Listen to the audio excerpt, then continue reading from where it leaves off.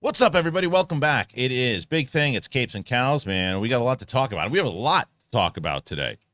There's some stuff going on, and as you saw, we're going to do a full-on She-Hulk episode 7 spoiler review, spoiler discussion.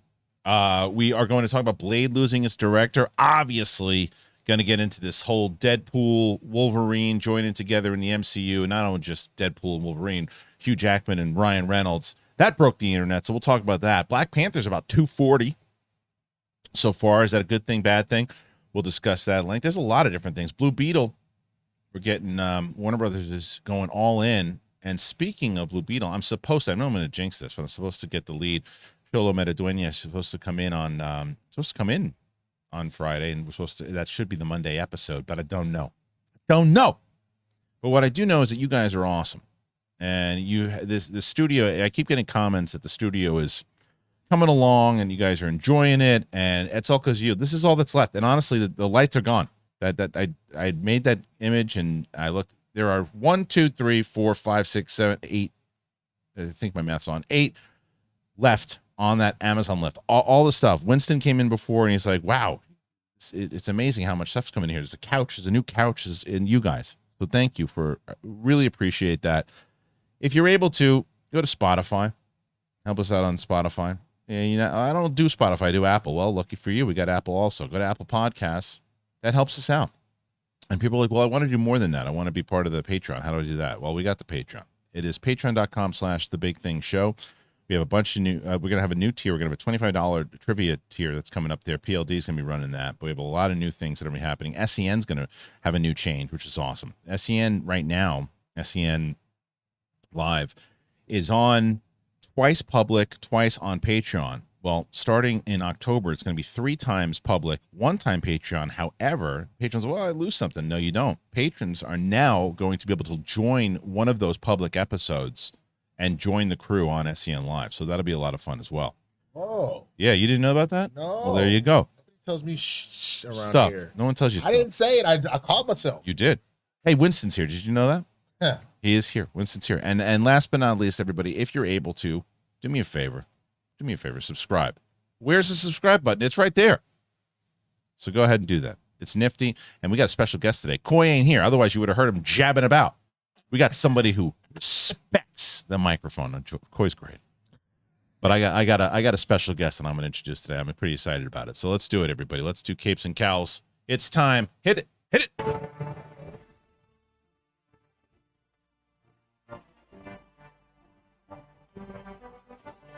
All right, everybody, welcome back to Big Thing, Capes and Cowls. That's right, subscribe. Let's leave that on for the whole show. I've done that before. It's me. It's the one and only Winston A. Marshall. That's a tight shot. It's a close shot. Tight shot. I can fix it. I can fix it. All right. I can fix it. Check this out. Watch this. No, come on, fix it down. Ooh, I almost revealed our special guest, but I didn't. Down. Oh, okay. How you like that? Oh, that's not bad. That's not bad, baby. Now, there he is. Ladies and gentlemen, he revealed himself. It's the one and only. You had your own review, and you did reveal. But you blew. Oh, you blew it. Yours. That's more fun. See if I can fix ruining mine. fix this thing too? So the adjustment. You only have until the music's over. Kind of like the intro to a superhero film. This is a good theme. This is pretty high. So do you know where this theme came from? So EPM Music did this for us, and he did a theme for us for Mark Riley for the Schmodown.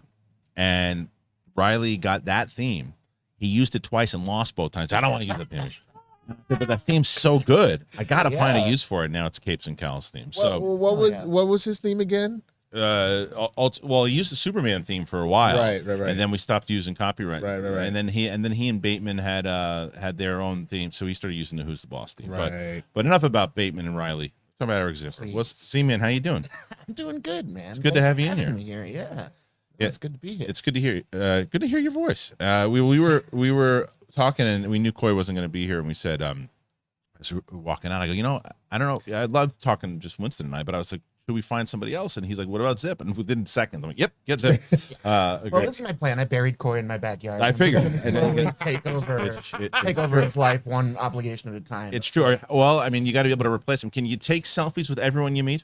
God Oh, damn. you know what? You are trying. See, now I can never not do the show because it's gonna be just nonstop nonsense. Have I never said that to Coy to his face? Oh no, I know you have. I know you have. Coy knows. I'll tell my favorite joke of all time, and Coy and I talk about it all the time, is that when Merle went heel, he in the Schmodown, he was like, should I say this line about Coy? And I was like, Coy will laugh at it, and he goes, yeah, I was looking for Coy, but apparently I left a cardboard cutout of Kevin Feige in the parking lot, and he's taking pictures with it. It's hilarious. It's really hilarious. And so that was hilarious. What's not hilarious is She-Hulk. Oh man, I missed it. But She-Hulk. Nice segue. Thank you. I tried to. I just missed the wrong image. It's losing me, man. It already. I mean, I said this a while ago, but here's my. I did my spoiler review of it already. My thoughts are this. I've told you my biggest concern is that the balance to me is so far off at this point. And the stuff that I like stays consistent, and that's Tatiana Maslany. I love her. I think she's incredible. I want to see her do more. I like watching her.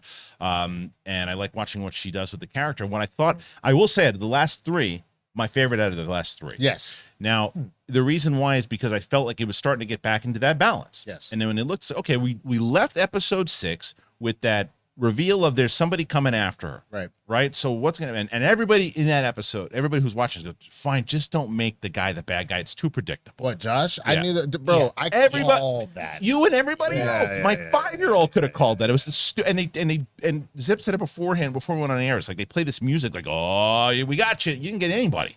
Yeah. Everybody knew that was coming. Yeah. What would have been better if they kidnapped him? That would have been better. Or if he's still evil, make it was a ploy. And like, you know what I'm saying? And it was a situation where like his boss kidnapped him, but then he betrays her later. But Later, just to- right? Like you goof at it. Well, but the thing is that I know why they did it. Right? They did it because they wanted to do the reveal of she doesn't need anybody in her life to make her feel important. Sure. That was what they did, and that circle of the people who really brought that out of her. That's what she needed to know, and that's fine. And maybe she still could have done that with this guy going, well, I was gonna call you, but I got kidnapped, and now you have to save me. I've it's not about you being saved; it's about you saving me, and that's what I thought the Daredevil thing was gonna be, like them trying to get him back. Yeah. And he just made him a goofy bad guy. It's stupid. No. It felt like they split the reveal in half, right? Yeah. Like we got that bit at the end of episode 6 of like, oh, they're on to her, they're coming for her, and then the reveal that he's involved. That felt like one reveal that they like tried to stretch out over 2 episodes. Yeah. And as a result, neither of them felt impactful at all because Right. it's just like, yeah, we know. We knew it was coming. There was Yeah. like everybody was like, Right. I think you would have tricked people and you would have gotten people if he was good. I thought everybody saw it coming because I thought he was dead. I thought he might have like walked out her door to get coffee and someone gotten- whacked him. Yeah. Right. They would. But that would have probably been a better reveal. You know, it's interesting because Kristen normally just watches it sometime in the weekend, but she was at a concert and she came home and I was like, oh, it's midnight. I'm about to. She's like, oh, great. So we watched it and there were moments like when she's like freaking out over Josh and he's not responding to texts and she's checking the phone over and over again and then Umbot plays. She goes, did they just like mirror my life before I met you? Like it's like she was really into that, but then we had to talk about it afterwards by the end of the episode and she's like her talking in the circle. She said it felt like to her like it was a man writing a woman trying to explain to men what women go through. She actually got a little turned off by the conversation. yeah, but men didn't write this. It was women that No. wrote it. I know that, but she was saying for her, this was the first time because we talked about it and she was like, I understand what you're saying about you're not doing the through line thing. Right. But she's like, this is the first time that she was genuinely turned off because she was like, I feel like you were over explaining what women are going through. It's too much. And so for her, she was just like, I enjoyed it enough, I guess, but this was the one where she was just like, What I dug was the beginning, right? I thought what they did in the beginning when they have that date going on, you're like, oh, okay, she's falling for this guy. It's a sweet moment, and then she says, I can't stop smiling. I'm like, this is a cute moment. I'm enjoying this. I think it feels real. Yeah. It committed to a vibe too. It felt very rom-com-y with like the montage and the music playing. But the characters felt real. Yeah. The characters felt real. And then it was like, because the thing that drove me nuts last week when I said to you, they don't feel real. And I saw so many comments go, well, it's a superhero. So of course it doesn't feel real. And I'm like, well, wait a minute. Thanos is an alien, but he felt real to me. Sure. Like they set it up to where it felt real. Sure. These seem like, and I said in my review, I go, it felt like a sitcom. Well, that's the point. Friends felt like a sitcom, but I still believe the characters were real. And you know, depending, you pick any sitcom that you really enjoy. You know, whether like I think of Family Ties, Family Matters, whatever it might be. Those characters seem real.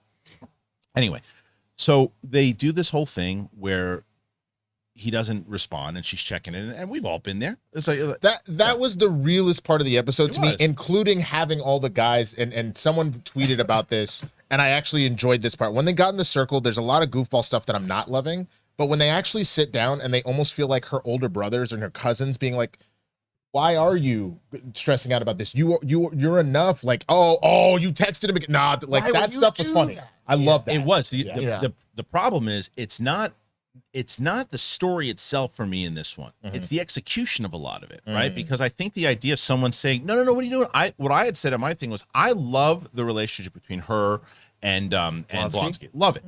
And almost, I was like, okay, I liked that they didn't turn him bad again, and that he I keep waiting for that shooter. I'm glad that they didn't, and I'm glad. And maybe he loses his cool at one point, and they can figure out a way to do it, and it works. But I was glad that he did, and I was like, okay, maybe he's going to be like a Miyagi to her, and it's like she goes there, they have this conversation, she's just hanging out with the whole time. The second this stupid bull shows up with the matador, it was like I said to you in my text, it was like someone said, "Oh, you know what? The Boys is really good right now. Let's do The Boys, but we can't go that extreme." And it felt so silly. It felt like a satire. Like Boys is supposed to be a satire. This is not. I guess it's a comedy, but it's not supposed to be a satire. Well, Marvel. I think the thing that's interesting, and I don't think that you should be original with some of the stuff, because there's some characters that we've never seen before in comics. I'm trying to think the big one we were talking about a few episodes back, but Man Bull is real. So is like in the comic, in the comics. Right, No, so you have to introduce them. It's just how they chose to introduce them was just interesting. Oh, that's a nice word for it. But you know, I mean, I even love the fact that Look how stupid that is. I mean, if you're gonna make the character, what else would you what else would you do to, like, how would you design it differently? Because if you go and you look at the images of Man Bull and it's just tone, dude. It's it's this to me felt more so like Love and Thunder. The show has gotten, like you said, like very broad. Like the comedy is very broad, which I think is fine if the jokes are landing. Right. And for me, they're landing about 20% of the time right now. A lot of people have that problem right now. A lot of people have that problem that the jokes are not landing. I'll tell you, I think that you might be right. And a lot of people who were saying that, if I was laughing my face off on every episode, would I be more forgiving?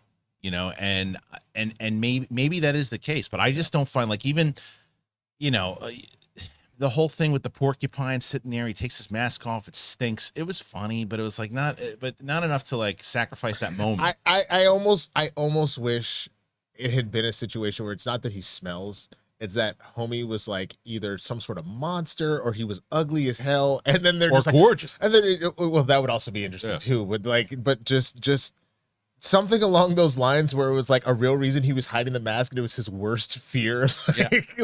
Or you know what else would have been big? They've done this before. If it was a major celebrity. That would also been hilarious. Like if it was a major celebrity, like that's what I was expecting. We're thinking, like, who is it? And it's just a guy who stinks. Yeah. It's like, okay. Yeah, it's like this would be hilarious if someone says, like, it smells like a fart. Hilarious. I was like, no. And because at the moment itself, like when she's sitting there, like, again, going through it and understanding, like, it had to happen eventually. Like, and I love that speech that she gives. And she says, you ever have that friend that's so popular, so can do this, can do that? Like, I can be that person. Yeah. But I feel like I'm cheating on myself when I do it. Yeah. And I thought it was a great moment. And then as you said, I just think that if you just made the jokes more so like it's a part of the person's personality as opposed to like, that's what everyone seems like they're waving their hands going, it's my time to tell a joke. Yeah. It felt that speech, which I think was very poignant and kind of beautiful in that really regard. Well delivered. Yes. Tatiana's, she done miss. But you know, it was interesting because it does give that idea, and if the show is constantly trying to look at themes of stuff that's going on, it is that idea of that one person that they go home, the teenager that goes home and they were not attractive or whatever, and then puberty hits over the summer and they come back, and then all of a sudden like nobody gave a crap about you before, right. or the person that a video went viral and now all of a sudden people want to pay attention to them and they care. And so there was a lot that I think people could relate to in that, but yeah, there were just moments that just felt off, goofy. It felt like Saturday Night Live. I said to you, it's like the problem with like, that's because you sent me that picture of Man Bull. You're like, well, he's in the comics. That's great. Yeah. But the problem is, I said it felt like a character Horatio Sands would have played in Saturday Night Live in like 1996. You know what I mean? I'm sure he did. He probably did. He probably did. And that's where they said, "Oh, I want you to play him like that, like Saturday Night Live," because that's what it felt like. And I was just like, it just seemed, when you have these moments like we're talking about in the beginning, when you're like, okay, this feels like a real moment now, and she's trying to figure it out, and she's using the cell phone stuff, and I was like, they're finally going to get away from these episodes of just doing like a wedding. Or a trademark episode. Was like this the first episode that didn't have a B plot? They were at his retreat pretty much the whole time. I would argue that maybe the B plot is Where's Josh? Because the retreat, because the A plot was away. She's part of it. She's part of A and B, I guess. You know, but and it combines together. So it was, and there was a lot that I'm like, okay, good, we're getting into the idea, and I thought maybe like it was going to combine that whoever was after her inside of this, and maybe Blonsky was working for him. I didn't know what was going on, but then it turned out to be they worked through it, and then we get back, and I swear, guys, when I'm watching, I'm like, okay, 3 days or and then why wasn't it? And I think someone else said it could have been a post-credit scene, which they haven't done any more post-credit scenes, but they go 3 days earlier, and you see him like, okay, please, someone, like, he gets up and he's smiling at her, and he's also feeling, and then someone clonks him on the head and steals him, right? Ha ha ha! I got you. And Creep's taking a picture of her sleeping, and it's like, oh man. It just, I think the problem is whenever you have a big twist reveal of who the real bad guy is, there has been enough groundwork there and enough other bad guys doing things that like, you're like, oh damn, that caught me off guard. So like, obviously I talk about all the time, my favorite movie being Rush Hour, this whole Jun Tao thing, and you know the lieutenant's around and you're just like, we don't know who Jun Tao is, but like, we're dealing with the crap he's doing the entire time. So then at the very like final climactic battle, when you're like, oh, it's you, it was the old white dude. Sorry for pointing right at you. That's all right. My birthday's coming up. Fair. But I haven't actually spotted the thing. I'm Winston and well, Kristian can still come, but you. But I can't go. No. All right, that's fine. No, you're out. But you have laid the groundwork the whole time that I'm like, okay, so unless this reveal ends up being massive, we haven't had a big of enough real evil plot happening. Right. That by the time they reveal it, I don't care. No, but everybody knew. Everybody knew. Go ahead, Zeb, you were going to say. I think a part of it too was the structure of the episode, because we were with Blonsky and the support group and this storyline the entire time. The Josh reveal had to carry all of the stakes and all of the weight of the episode. So like all of the tension was folded into the last 30 seconds of the episode, because the rest of the episode was just things going really well for people. Right? It was, she shows up, she has a great day, everyone there is really nice and supportive, things go really well, and she leaves feeling better about herself. And that was the whole episode, which is delightful. Yeah. But as a result, there was so much weight on that reveal, I think, to like make the episode feel a little more significant. Absolutely. And I think that and the problem was that after that wedding episode, and because here's the other thing. I liked the wedding episode. Yeah, but I love Patty Harris. A lot of people did like the episode. I was not one of them, but a lot of people did. But inside of that episode, everybody was saying the same thing. All right, he's got to be bad, because the problem what they've done so far is set up that there's really not a lot of good dudes on this show. Right. There's really actually not. What's interesting with the support group, because having those guys be genuinely well-meaning. Right. Which I was glad that they did, because I was like, are these guys bad too? Is Blonsky don't want to be in the bad guy with these? But he's legitimately working with them. And it's funny because the tone started to really shift for me. I think it was in episode 3, and that might have been when the dude who shows up, where she's like, you don't even remember this guy, which is true. I didn't remember the guy at all until they showed the flashback. And when him and his buddies try to jump her in the alley. Right. That was the episode when I went, oh man, I hope they don't shift to this type of tone the whole series, and they did.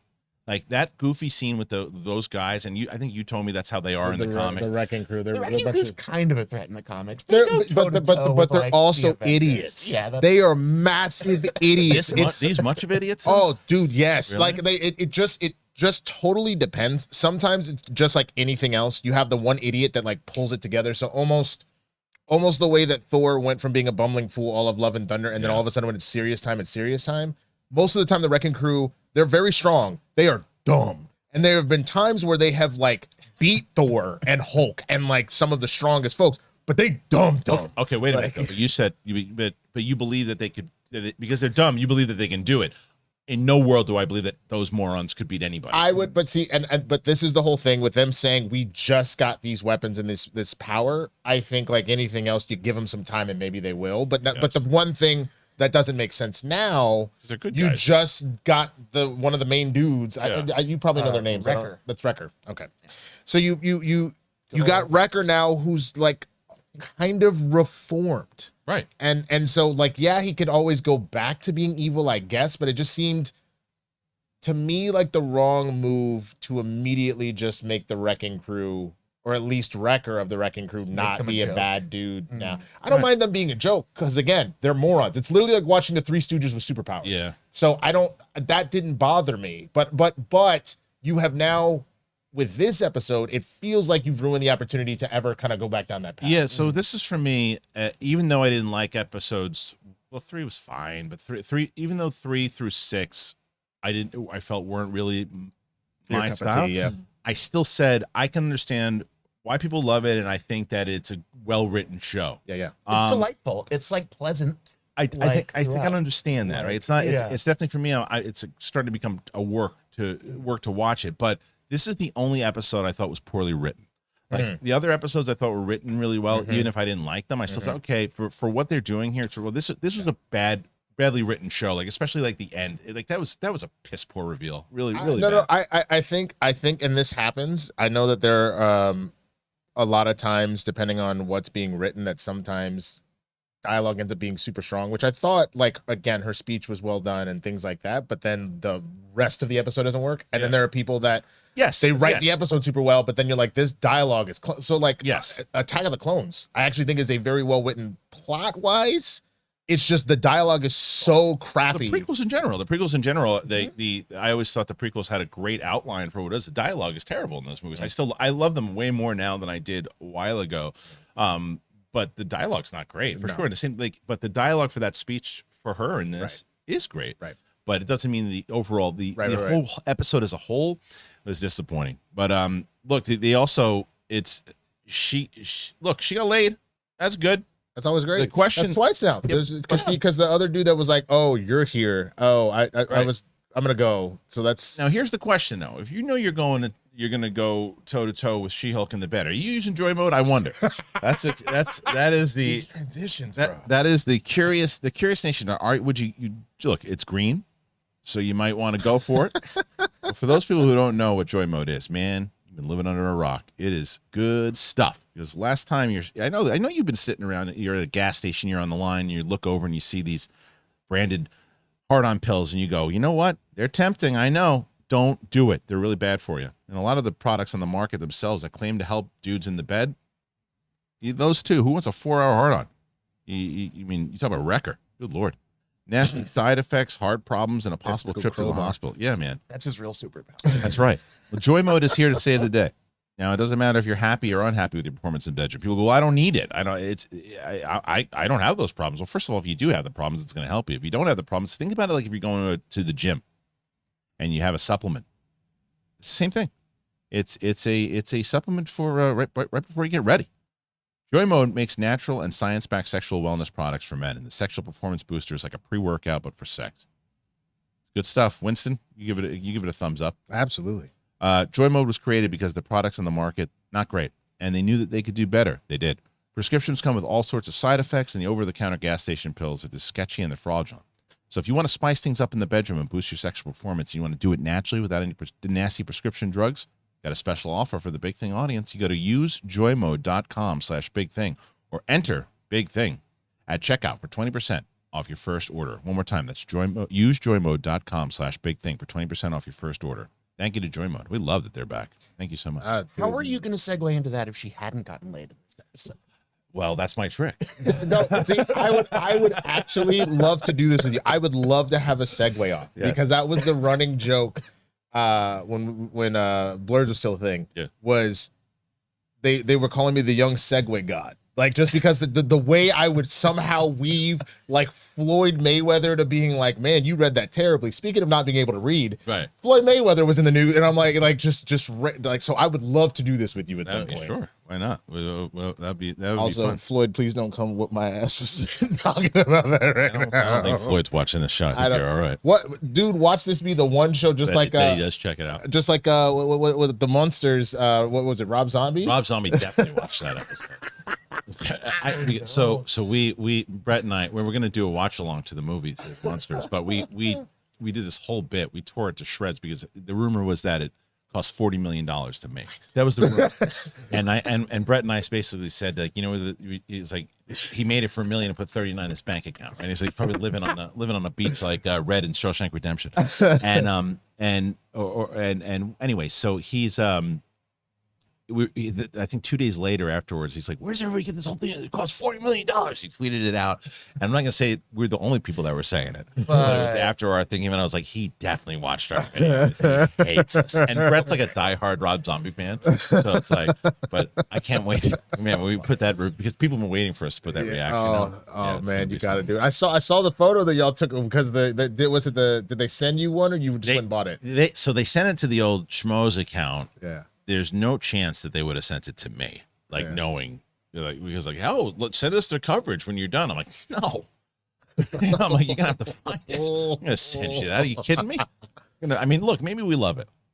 All right, let's move away from She-Hulk for a little bit, please.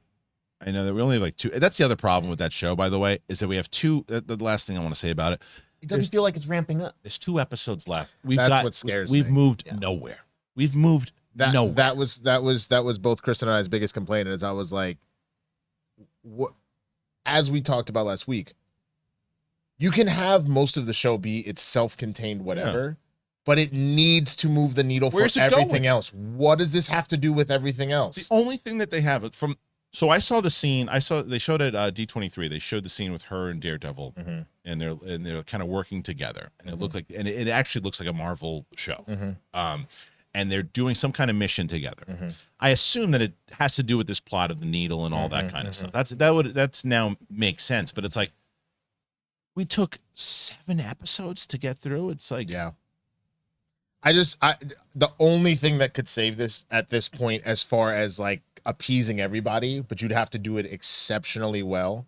Neither of you guys watch Atlanta, do you? No, I want to. I hear great things. I'm behind. I love that show. So the second episode, which you should go on my channel, The Swaggy Blurred, I do reviews. The second episode is this brilliant, where you're watching and you're like, what does this have to do with anything? Right. And the reveal comes in the last 4 minutes of the episode, and it makes you go from the time where you're like, I'm starting to get bored, to go, oh no, this was entirely worth it. So if you have something absolutely magical in these last 2 episodes that makes everything we've been through worth it, then I'm down. But that's a lot. That's a lot. So you know, a movie did that for me was Split. So when I saw Split, I was like, I hate this movie.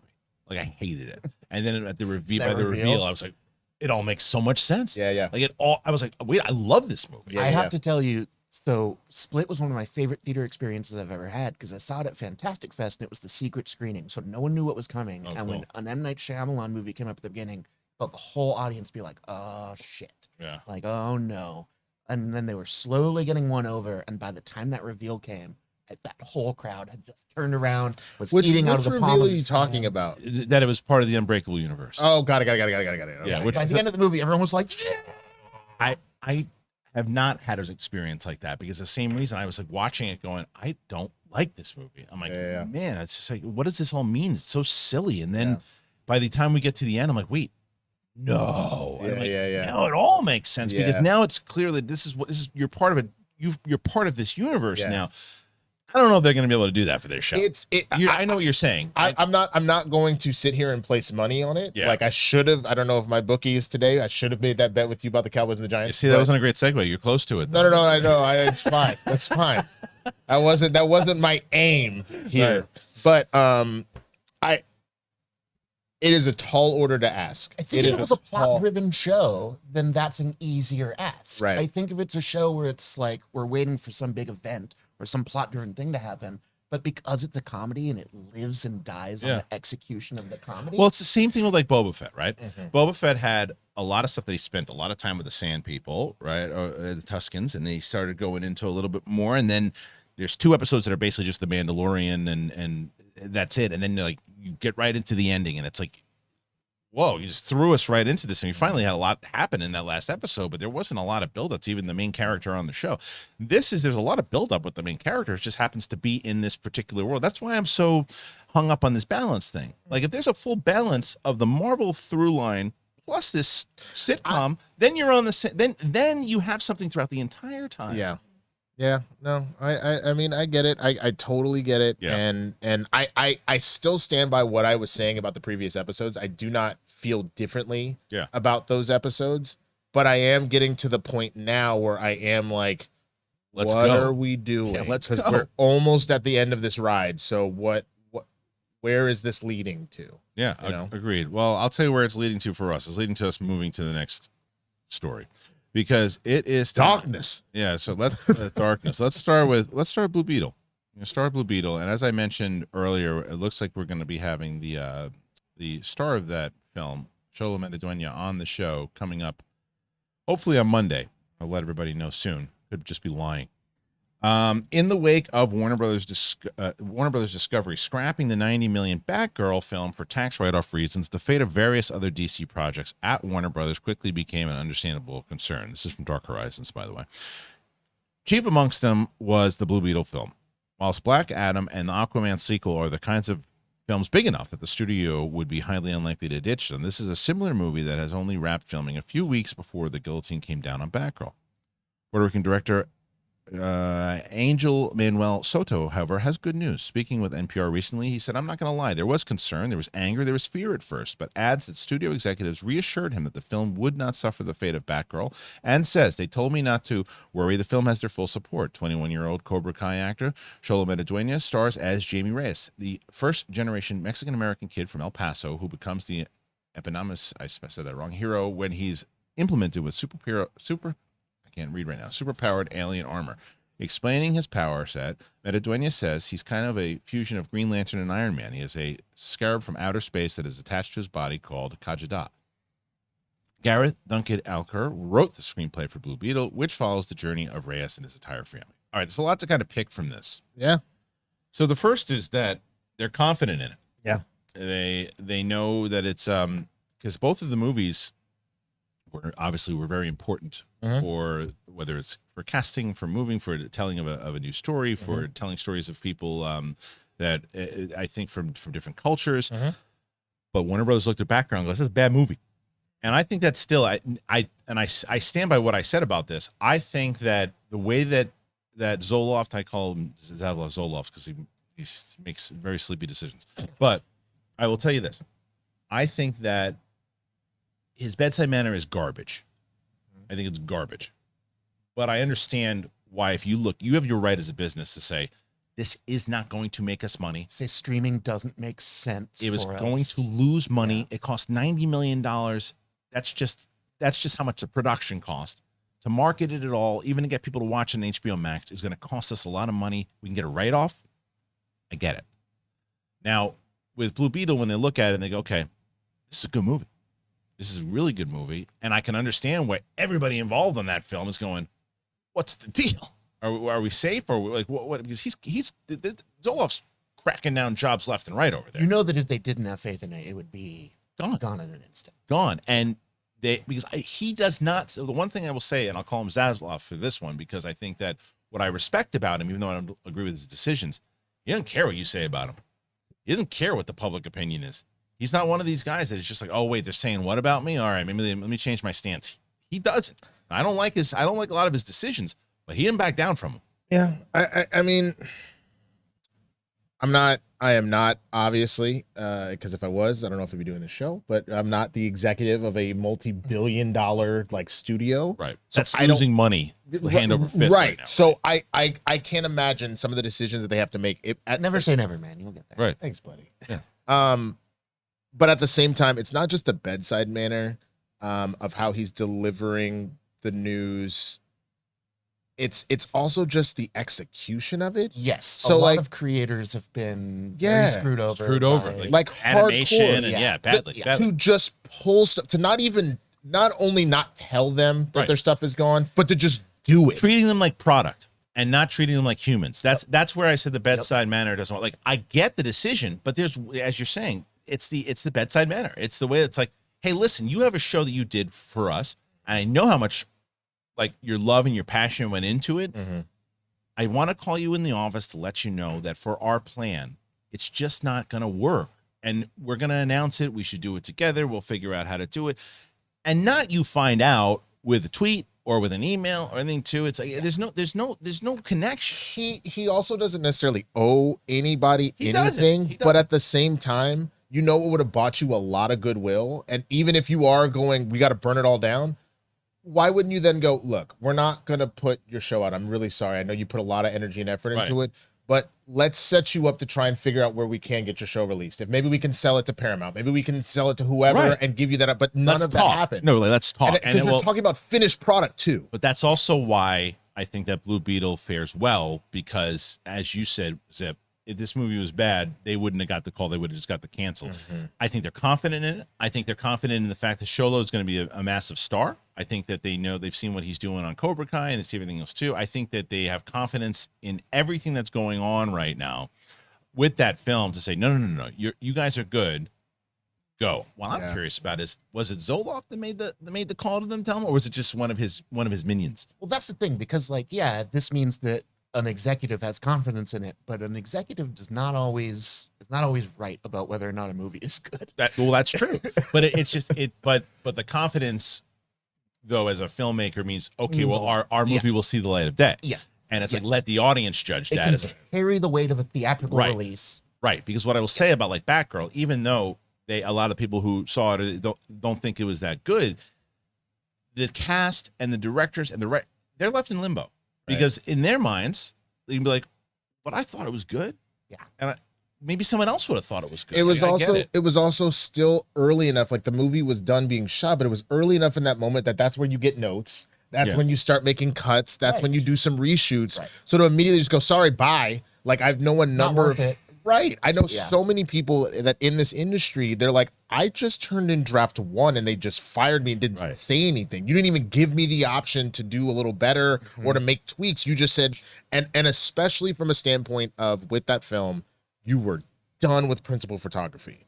So like, even if it was that bad and as much as you put into it, tax break, baby. Tax break. 5%? But Like you got to understand, when you are losing that much money and you need to bring anything back how in, bad are they losing money? a lot, dude, a lot. Because when he came in from the sale of it alone and everything that came in, like when Discovery, there's a lot. Like he's dealing with a lot of loss. That's why you're going to be seeing a lot of these properties showing up on Paramount and showing up on Netflix and showing up on all these other things. You're going to see a lot of those products. So you think almost it's going to be kind of like how Marvel had a fire sale when they were about to go bankrupt, and that's why you ended up with X-Men and Fantastic Four in one place and Spider-Man in another. There's rumors that they were going to sell that he's going to sell Warner Brothers. And I've heard that they were going to sell Warner Brothers and Discovery to Universal, and that would be terrifying, to be honest with you, because now Universal's looking to be a player, right? Universal wants to take, like, because they own shares of Hulu with Disney, and they were like, yeah, we'll buy it from you. Like they're looking to fight.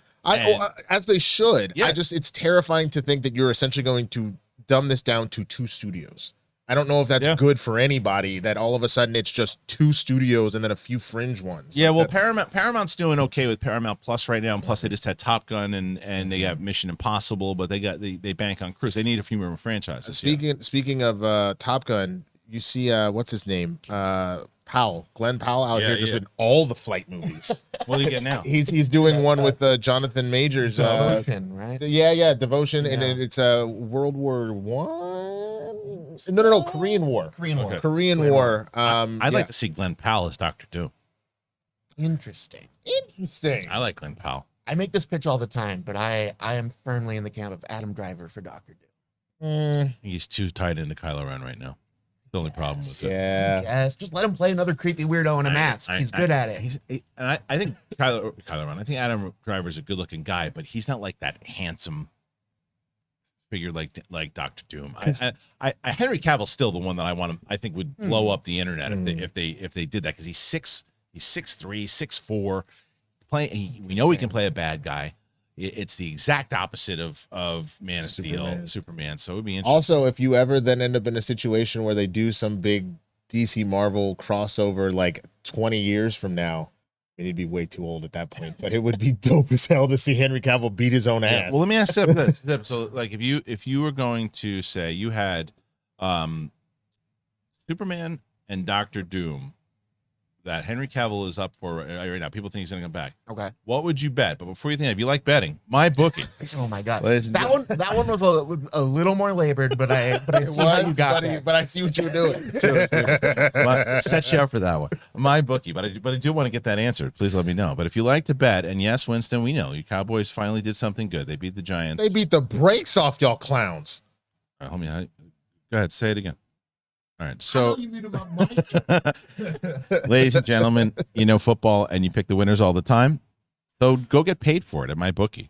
You can bet single game spreads, money lines, parlay multiple together, or increase your payouts. Low contest entry fees and $500,000 to be won. Make sure that if you don't have to be a pro gambler, by the way, to have fun doing this. You can get started and it's very easy. You just visit mybookie.ag, but you gotta use that promo code Big Thing on your first deposit to secure a double deposit bonus.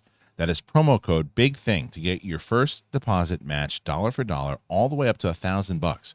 MyBookie is a proven sportsbook that makes it simple to bet and win. So make this your winning season.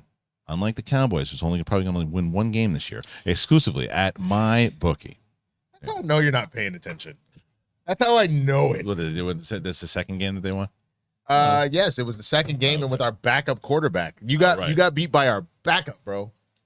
Whatever. Aaron Judge has 61 home runs. How about that? Cool. Yeah. Okay. Baseball. Yeah, that's right. Baseball. What's that from? Something About Mary? Sure. Yeah. Remember baseball? The only thing that I can remember right now, just because for some reason I just rewatched all the Austin Powers films, is just by association of Mike Myers. So I Got Married by an Axe Murderer. Yeah, great. Harriet, sweet Harriet. Yeah. This poem sucks. It's a great underrated movie. It really is. Head. That's without that you don't get Shrek. No, you don't get Shrek. All right, let's get into the news that everybody really has been talking about. Everybody, it's oh boy, yeah, man. So Ryan Reynolds does what Ryan Reynolds does, and he puts this social media video out the other day. It basically just burns the internet down.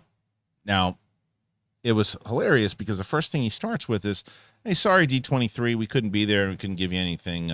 So basically, it's like, "Hey, sorry D23, we're gonna pee on your heads right now with this announcement that we probably should have dropped, and nobody would have been saying how disappointed the Marvel panel was because they announced Hugh Jackman coming back." So for some reason, and I don't know, maybe the contract wasn't done or whatever it wasn't. They don't announce the D23. They do social media, and this also goes to Ryan Reynolds being a master marketer, because what he did, instead of it just being a part of a panel overall, it became its own thing. And it was, I did a video over it. Everybody was doing videos on it. People were talking about it. So if you're asking me why he did this and why they would want to do this, absolutely I understand. Now, if I'm D23, if I'm Disney, I'm going, please do it at the panel. Please do it at the panel. Please let's reveal it at the panel. But they didn't. And I think it was a smarter move for them not to do it at the panel. It's funny because I'm sure there was a way they could have come up with it, but I don't think it makes sense to do it at the panel. And I think that Disney probably did give a thumbs up on this without any issue because of who Deadpool is. Not just Ryan Reynolds, but who Deadpool is. Yeah. It would not make sense for him to show up at D23. That would be the last thing Deadpool would do. He would do something along these lines. Unless he crashed it very Deadpool-ish and did it his own way. But I can't think of anything more Deadpoolian to be like, well, that D23 thing was crap. I don't disagree with you though, where you've got, when you're walking around D23 and Cinderella is dressed up in full garb and then Deadpool shows up. It's weird, but that's what it is right now. He's part of it. But let's talk about the actual reveal itself, because there's so much inside of that. The first big reveal, Zip, is the fact that I thought was that when it's coming out now. Is this a phase is this a Phase 5 movie? Is this a Phase 6 movie? We don't know. 2024, right? Between- September. It's the end of 2024, but what was Between Fantastic Four and Avengers, or right before? it's right before Fantastic Four. Fantastic Four is supposed to be the beginning of 2025, I think. Okay. I think that's what it is. But either way, I know, or the end. Either way, it was Somewhere supposed around there. Yeah, there's a lot of questions Yeah. as far as where does this movie fit? The Googles. Yeah, where does this movie fit? And what do you think as far as where it fits and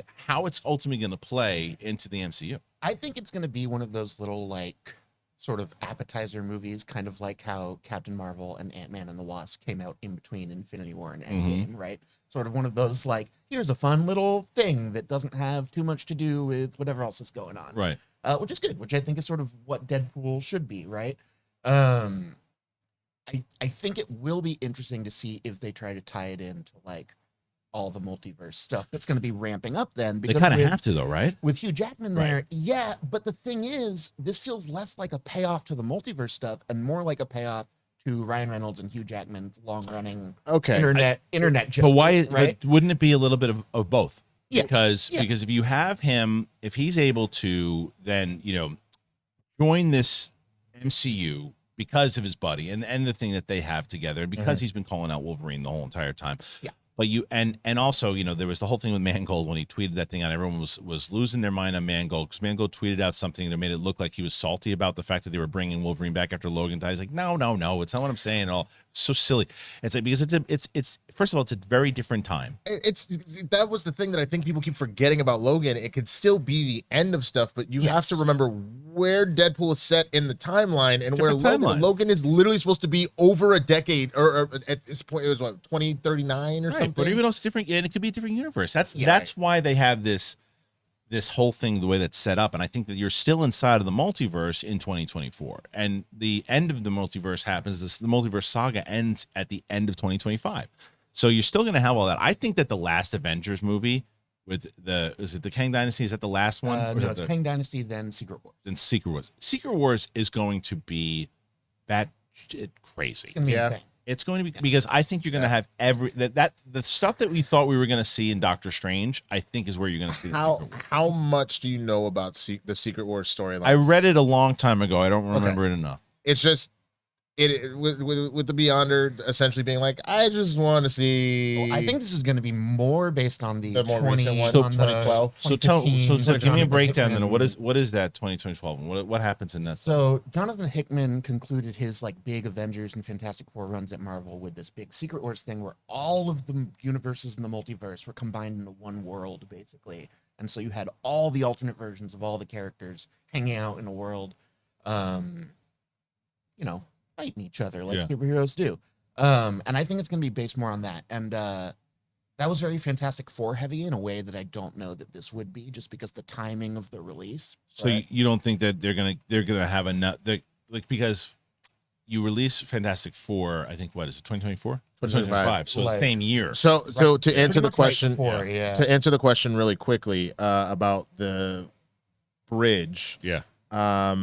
Thunderbolts rounds out Phase 5, July 26, 2024. So and then Fantastic Four starts Phase 6, November 8th, 2024. So so that's my this question. is after literally Deadpool, though, right? it would be Deadpool. after Deadpool. That's- So where does Deadpool Deadpool would go? technically be the end of 5. It sounds like You mean into 4? 5. 4 is ending. With Black Panther. So you're saying but you said the end of 5. You said Deadpool would be the end of 5. Yes, Yeah. as And in then Thunderbolts Fantastic was Four- originally Fantastic Four was supposed to be the beginning of 6. Oh, sorry. Right. Okay. All good. 6. All Right. Okay. Right. So 4. Don't you summon the devil in him? I know, right? That's true. So, my black grandma just came out of me that's when true. you said So that. that's right. 4 is happening now. So this would be, because then it's There's just a lot to a take in lot. all at once because we never had to deal with phases that far in advance. right. Yeah. Right. So it's a lot to keep track of. I just want it to be, I want Secret Wars to be the payoff to Phases 4, 5, and 6, not the payoff to the last 20 years Right. of comic book history. Which You I know don't. what I mean? I think you're gonna get a little bit of A and B. I know, Yeah, and yeah. and this has come up too with this whole Hugh Jackman thing, and that it's my most like old man yells at cloud opinion is that I just want a hook besides you'll never guess who's back, Right. because so many of the movies that's the hook now is look who we got. You're right. So here's my question with that, because I don't know. Maybe you guys know better than I do, but I know that for a while that there's still contracts to be that Disney has for X-Men that they're not, and I don't know. This is what I think that the deal is. I think that they're not allowed to use the characters of Wolverine, Cyclops, any of those characters unless they use the actors that have played them already up until 2025. That's really that's something that once that contract expires, that's when they can recast. That's when they can start doing stuff. So sort of a segue into the new version. That's why I think they're doing what they're doing. I think that with Wolverine, Hugh Jackman, to bring him back, you get him. But wait, if you also like say that in 2025 during Secret Wars,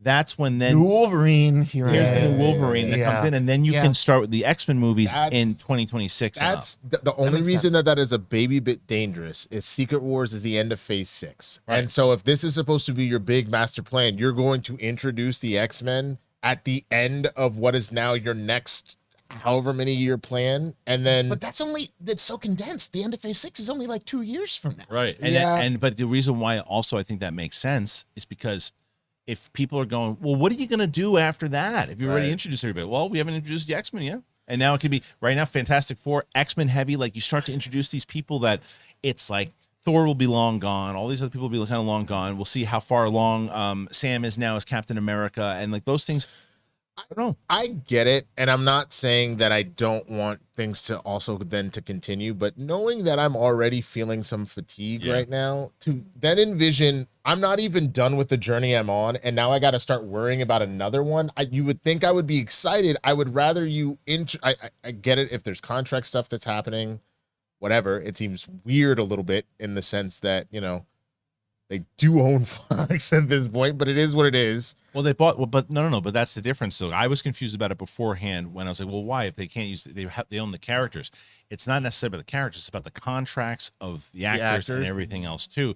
That's what you bought over. That makes more sense to me now, as opposed to like, well, you can't use the character. Well, you can use the character. You just got to use Michael Fassbender, or you got to use Ian McDermott. They want Ian McKellen if they want to do it. So if that is, and I'm still. That's the most understanding I have of it. But I'll let the audience tell me. I was going to say, is this somewhere that people can look up? Because I'm very scattered. Curious. It's scattered, and nobody has the extreme details on it. But I'm very curious about it for sure, because I don't know. I just find it very interesting because I know one of the things that the reason why Logan even happened, Hugh Jackman was tired of having to eat nothing but broccoli and chicken and work out 6 hours a day, which when you consider he's almost in his 50s, he's like 45. He's definitely in his 50s. So, I mean, you know what I'm saying? Like, I wouldn't blame him for being like, I don't want to do this anymore. Like, I really don't want to do this anymore. You know who might have the answer to this is Coy, so too bad I'm here. Again, and Coy, I would say this to him too. The thing with Coy is that Coy will come up, this is what Coy would say. Coy would go, no, what happened was this. They had the contracts and it was all set up. They can use Storm, they can use Halle Berry, but they can't use this. And you'll go, oh, okay. And then you'll go, none of that was factual. but then he'll nail another comment that is 100% factual. He just sells it with conviction. So that's why a lot of time. Am I wrong? I really hope he watches this episode. I hope he does too. He knows it. I told you. I buried him in my backyard. I hope from the heaven or hell that he is chilling in that he is watching this episode, and then he haunts you. And then haunts you. Yeah, of course, I've been there before where he said something. I'm like, damn, I didn't know that. And I look and I go, none of that was. and then he says something, and I go, all right, that was probably full of it. And then it's 100% true. I'm like, so you never know with that guy. He can sell it. I'm telling you, he should be selling Cadillacs or something. It's amazing. Cadillac? I don't know why. Why not? You know why? The answer why is how many Cadillacs do you see on the street these days? Okay. That's what anyone could sell me a Cadillac. I mean, look, man, Caddy making a comeback. They just stopped going with them big ass boats that pimps used to drive. They got the SUVs now. Right. Fine. You can just sell Priuses for all I care. All right. Let's move on. But I mean, unless there's anything else, I mean, that's the main thing. I think again, like it's the fact that we get to see Deadpool 3. We're gonna get a rated R movie. We're gonna get Hugh Jackman in it. I'm excited. I love the two of them on X. Oh, Jesus. Easy. Felt like a 4-letter word. Yeah. I love them on X-Force together in the comics. I just love the interaction between Reynolds and Jackman, which honestly, that's the main reason I'm excited. The chemistry. What's funny about that though? There's not a single person so far with Ryan Reynolds that I haven't loved their chemistry though. Yeah, but these two are different because they. No, have I this- agree. yeah. I agree with you. There was definitely because they've been doing this rivalry thing with one's gin and one's. It's like Jimmy Kimmel and tequila. Matt Damon. It's like Jimmy Kimmel and Matt Damon. Yeah, It's yeah. like that type of thing that they've been Yeah. playing off of it, and that's probably one of the main reasons. The other reason I think that Hugh Jackman probably wants to do this because he hasn't been part of the MCU. He gets to be part of the look. Tobey Maguire, Andrew Garfield are now part of the MCU. I think that's play in the sandbox for a play little in the bit. sandbox for a little bit. You And, know. and I mean, look, it would be great if he was. Imagine, and I don't know if this is going to happen, but imagine if he actually fought the new Wolverine in Secret Wars. I mean, who would want to see that? Pretty That would That be pretty cool. great. That'd be So it's pretty like, so I mean, it's like passing the torch, you know. And it's like, do we think Downey's coming back? Eventually, but not for anything major. I think it would be a Secret Wars thing where he For like a makes scene. or even in a battle where, like, in the same way that Gwyneth came in as rescue and was like a big deal in the battle at the end. Yeah. Where It he might be records something like 4 voice lines and then he's in the suit. the Yeah, rest of the time. exactly. I could see something like that, but I don't see him really outside of maybe like the recruiting Peter in his bedroom. I don't see much more than a scene like that and an action scene. Yeah, and yeah. I that's just meant it in general, but like, and going back to what you had said too about as far as fatigue, and there are people that are like, okay, there's so much Marvel stuff too. The one thing that I will say is, as someone for yourself who watches like the Bachelor franchise, right? Mhm. I just had a conversation with so for people who know, I used to work for the Bachelor, and I just had a conversation with my old boss, who was the sweetest guy in the world. He's now executive producer for Bachelor. He's been Oh, there. wow. It's been there for Mike, please. no, Mike Fleiss is the creator. Oh. Jeff is his name. Okay. But so Jeff and I spoke, but Jeff and I talked to him. I said, that show, they're just continuously always On now. It is. but they're crushing. But the thing is, Are they? Oh, they're ratings, dude. That show, I thought everything I had heard is that the ratings were in trouble. Is it not? Oh that wow. show has been on the air since 2000 or 2001, right? Oh, I thought you meant specifically this year. This season is probably, but they're gonna have ebbs and flows and ups and downs. Sure. Depending on who the Bachelor is and Bachelorette. Right, and all right, that. right. Bachelor in Paradise is probably crushing right now, Yeah. right? And the thing is, because that is a generational show. So, like, for example, I have a 10-year-old girl right now who is not watching The Bachelor, right? At 15, I can't guarantee that she won't be. At 14, I can't guarantee that she won't be, right? Because that her interest will change. Right. Like, and that type of thing, as long as they keep it relevant, and that's the same thing with Marvel. They just compare The Bachelor to Marvel? Yes. I do it all the time. Yeah, because Literally do it all the time. because there are people who I have compare everything bailed. to The There are Bachelor. people who have bailed on Marvel. Yeah. Right. Again, I use my daughter as an example. My daughter's 10 years old. She's just learning the MCU. She's going as Black Widow this year as Halloween. Nice. Right, and it's like she's 10. Which one, Yelena or Natasha? Natasha. She loves Natasha. We just finished Winter Soldier last night. Okay. So we started Guardians. Oh, nice. And she's like, and so my wife hates Guardians. So Really? yeah, it's just not her thing. But like, You know what? Krista didn't like it either. yeah. So She didn't hate it, but she was like, I don't need to watch my this again. my My wife favorite like ones. my wife goes, talking raccoon, I'm out. Right. So watching it with my daughter, like the beginning of it, and my daughter was cracking up just in the beginning. We singing to the whatever the rats. Yeah. I'm like, okay, I can watch this with her Yeah, because yeah. she's gonna love this. But anyway, it's just a generational thing. But we have look, let's see if we have it. I do want to talk about this this Blade story. Let's talk about that. Where is the story? It's here somewhere. There it is. We got to get you to start like labeling the files instead of just screenshot this. Well, you can. You want to come in and do it in the morning? You got. Come on in. I had to do all the Uh, thumbnails and shows for the other shows. So you eat my balls. Look, we all know Brett is the one doing all the work around here. Not this work. So I want to get to this Blade news, and then we can call it out. And R.I.P. to Coolio, by the way. Oh, dude, it's I terrible. have had the Keenan and Kel theme on repeat. Oh man. I don't know if y'all remember. He actually do it? did the theme song for Keenan and Kel. Yeah. Yeah, no, the thing that upset me about him dying, bro, is other than him obviously dying, is you didn't need to include the part. Well, he went to the bathroom and he never came back. Like to give the man some dignity. You don't have to tell everybody that he Oh, died in the bathroom. Elvis got it. Yeah, but like you know better, you do better. Just be like he. Well, they didn't say he was taking a dump or anything. They just said that he was in the bathroom. He And could he have just fallen didn't- slipped. He could have fallen slipped his head. Yeah. Slipped- I mean, he had a- Elvis. and They he said Elvis was taking a dump. like so. That's like you're never gonna live that Yeah. down. Like they didn't say that Coolio was on the bowl. Yeah, But I loved. I mean, he's so good. loved. He was so loved him. And that made me feel that like, I don't know, that snapped me into reality, because I just remember being like a kid and his songs coming on and being like, and that wasn't very long ago. It's like, you know, whatever it was, you're like, it's crazy. So R.I.P. to Coolio. And it is also relevant because he was in Batman and Robin. How about that? Yes, he was. Or was. How about that? All right, wait. Which part of Because he's the one doing the bike races. He's doing the bike races. Yes. All right, let's talk about this story because I want to get you guys' take on it, and then we can get out of here. And I'll start with my take on it, and I'll see if you guys agree, disagree. Marvel's Blade loses its director. Filmmaker Bassam Tariq has dropped out of directing the Blade film at Marvel Studios. The project has been getting ready to kick off filming this November in Atlanta, and it's unclear how his departure will impact the production start of the vampire action thriller. Oscar winner Mahershala Ali steps into the role of the half-immortal vampire hunting daywalker previously made famous by Wesley Snipes-led trilogy. In a statement, Marvel says, due to continued shifts in our production schedule, Bassam is no longer moving forward as director of Blade, but will remain an executive producer on the film. We appreciate Bassam's talent and all the work he's done getting Blade to where it is. The studio is already in the search mode for a new director. The project has seen several rewrites over time, with Star Trek, Strange New Worlds, The Witcher, and Moon Knight scribe Beau DeMayo serving as the current writer. Delroy Lindo and Aaron Pierce co-star in Blade, which currently remains on track for a November 3rd, 2023 release. All right, so there's a lot to unpack here, like a lot. Mm-hmm.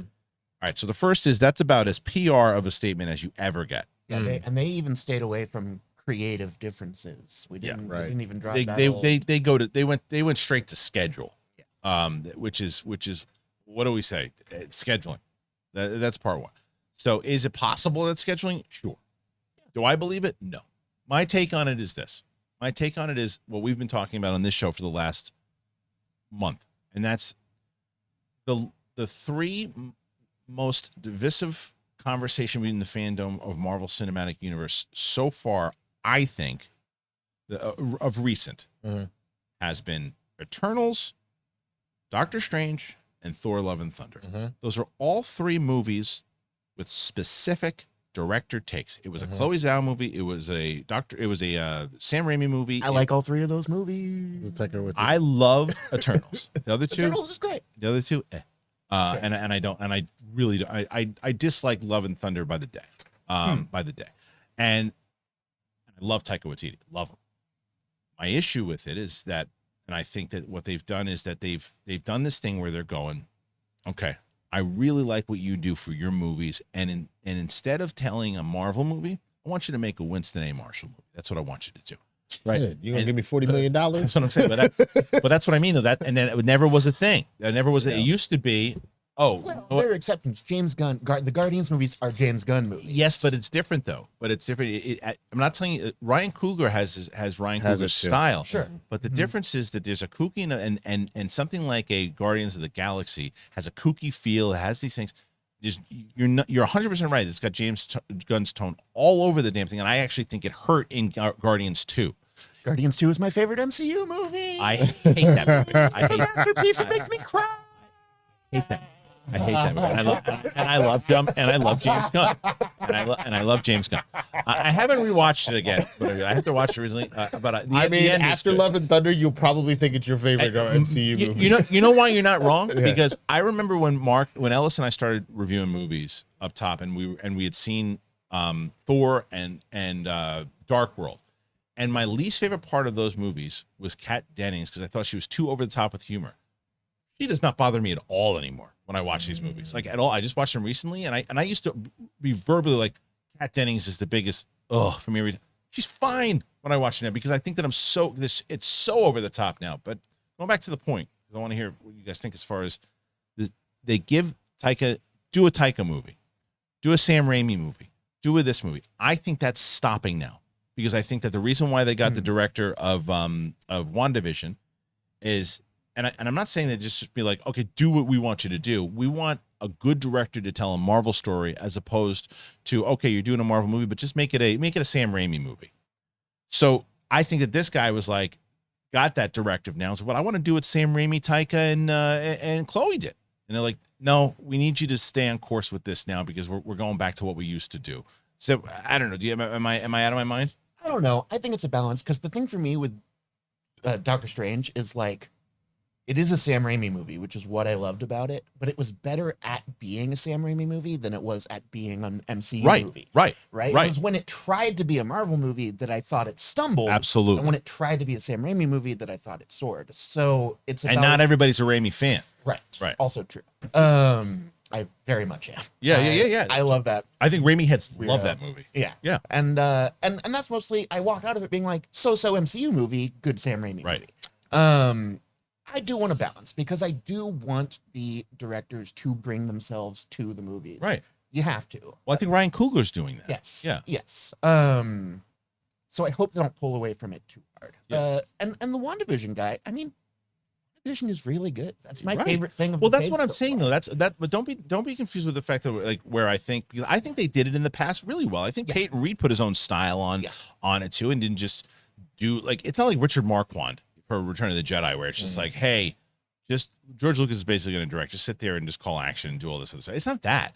It's. I think it is. I think that how it used to be was that balance. I think they need to get back to that balance because I think that the problem is when you start overpowering with the director's style, you're not going to be able to tell your television stories in one movie. I'll tell you. I'll say two things. One, I don't think that this is a you can't go whatever because while Eric was talking, I'm not super familiar with Bassam.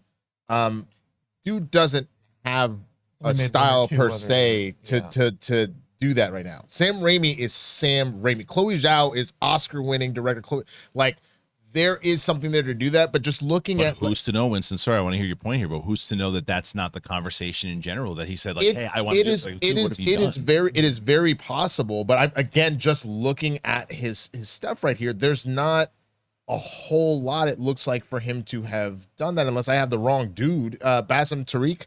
But maybe he wanted to do his own style and say maybe he thought and what you're saying is basically what Marvel said. They're like, dude, we brought you on so you can do what we're asking you to do here. Right. And so it is certainly possible. He may have gone big D energy and was like, look, you're either gonna do this or I'm but I would venture more of a guess knowing this, and this looks a lot like what a lot of the Marvel directors were in phases 1 through 3 with like exceptions. Obviously Favreau had been Favreau and he kicked this all off. And Kenneth Branagh as well. Most of them didn't necessarily have that like stamp yet. And so it was easier to be like, this is what we're doing. You can do some of your stuff, but we're plugging you in. Well, look at That's the what this felt like. Look at the Russos. Russos came in as comedy directors from a sitcom, right? Right. They put their own style to it. So going back to what you're saying, like they were like the Russos developed their director voices in the middle of films, I agree. For sure. And they weren't like handcuffed. They told the story they were supposed to tell. And that's all I'm saying is that when a director comes in and overpowers it, that was my problem when they announced Sam Raimi. I was like, because there's some movies that I like, but I'm not a Sam Raimi head. And I said, Sam Raimi heads are going to love this movie because it's Sam Raimi. Like I thought, and I'm sure you love this moment. The moment, like when Bruce Campbell's beating the hell out of himself, Evil Dead style, horrible. I thought it was horrible, right? And you probably loved it. Delightful. Right. And 100%. And I knew that, but I knew that watching it. I think I said it to you afterwards. Yeah. I was like, okay, look, this is something that Sam Raimi has. And my friend James Palia is a massive Evil Dead fan. And I was like, he's going to love that because he loved it. He loved that moment. To me, it also comes down so much to the script because with WandaVision as an example, all the biggest swings in WandaVision were on the page, right? Yeah. All the biggest swings were in those choices. And with Doctor Strange, the reason I latched on to the Sam Raimi-ness of the movie is because the script didn't give me that much to latch on to. I think that's fair, yeah. Yeah, it's fair. I mean, even look, another Sam Raimi moment that I thought was stylistically was gorgeous, but it went on forever was the piano thing, which you loved. The piano, the notes, the music notes. Delightful. Right. And it's it, but there's so, but again, I knew it like that, and anyway, there's a lot to talk about. I think that this particular. I was just gonna say, I think we figured out what your shirt is. Just delightful. Yeah. No, I wish that we were still doing Schmodown because I would have brought that into like a script, and it's like that could have been your tag. It's delightful. Like, I mean, you have a very strong point because I even think it's not just I feel like there was something going on with Multiverse of Madness, and I look back at it, and there's stuff to like. but I feel like they weren't feeling super confident about what the movie was going, where they both A, let Raimi just do Raimi, but then also B, even with the marketing, I think one of the biggest mistakes they made was revealing the Illuminati. I think that should have never been a part of the marketing, because all of a sudden, every complaint you have about this is a very Raimi movie, what could have been such a massive reveal would have probably completely changed your mind about the film. They're probably worried about leaks. And they're probably worried about it because they try, the leaks come out. They try to hold it for Toby and Andrew forever, and they figure they probably can get ahead of it, which I agree. I agree with you. I think that they should have tried to hold it. But then I think what you do is you up your security, and if a leak gets out, then you get in front of it. But do not preemptively think. I think that was a bad move. I don't disagree with you. All right, look, it's a great. It was a lot of fun today. It was delightful. It was delightful. We didn't get a chance to talk about everything, but we talked about a lot. So I'd love to hear your thoughts on everything we talked about here today. Make sure that you do that. Now, Zip, I couldn't find you on the Twitter anymore. You're not on Twitter anymore? I got rid of Twitter, and it turns out I'm happy now. Ask me if that's surprising. Ask me if that's surprising. Is that surprising? Not at all, and I wish I could do it myself. I how much of an advocate I am of thinking that I think Twitter and Facebook and it should go away. It would hurt my business tremendously. But I think it should go away. It's rough, man. Yeah. It made me feel bad. Yeah. Are you on Instagram? Either? No, I couldn't find you on anything. Just Letterboxd. Okay, so look, this is Eric Zipper. That's why you see Eric Zipper. There's no social there. Winston is right here, and you can find him at the Swaggy Blur. So make sure you check him out for sure. Yeah. He'll be back next week for sure. And by the way, as I mentioned on Patreon, people have been asking rewatches. We're back on rewatch, and we're going to be on in October. Both Winston, myself, and Coy will be doing Shazam in November, Black Panther in December, Avatar. So if you want to join up to Patreon, you can see those rewatches. They're over there now. And in its place, Capes and Cowls. So guys, thank you so much for joining us today. Thank you for Zip for joining us. Thank you. It was come back. Delightful. Yes, please come back. And we will talk to you guys soon. Thank you so much. We'll see you on the flip side. Peace.